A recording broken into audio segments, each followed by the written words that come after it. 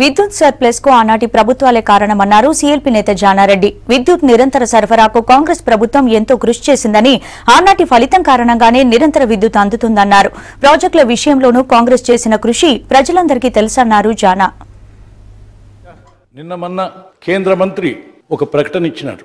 ఇవాళ భారతదేశమే సర్ప్లస్ ఉన్నది అని అంటే ఒక్కసారి గమనించాలి అధ్యక్ష. భారతదేశం సర్ప్లస్ ఉండటానికి నాటి పరిపాలన మూలమా కాదా, నాటి పరిపాలన పునాదా కాదా అని ఆలోచించాలి అధ్యక్ష.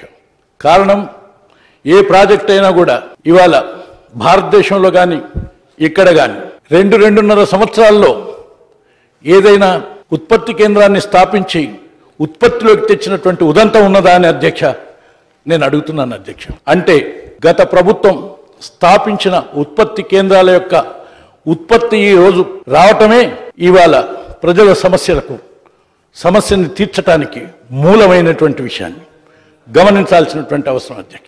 దానికి ఒకటి గుర్తు చేస్తున్నాను అధ్యక్ష. 2005 నాడు భారతదేశంలో 79,000 మెగావాట్లు బొగ్గు ఆధారిత 79 లక్షల మెగావాట్ల స్థాపన సామర్థ్యం ఉంది.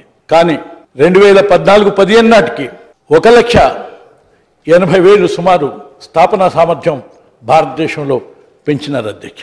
భారతదేశంలో సర్ప్లస్ ఉన్నది. ఇది ఆనాటి పరిపాలకులు చేసినటువంటి ఏర్పాటు కాదా? అది చేసినప్పుడు దాన్ని చెప్తూనే మీరు చేసినటువంటి ఈ ప్రభుత్వాలు చేసిన కృషి అదనంగా ఉన్నదాన్ని చెప్పటంలో అభ్యంతరం లేదు. దాన్ని మేము అంగీకరించడంలో అభ్యంతరం లేదు, అభినందించడంలో అభ్యంతరం లేదు.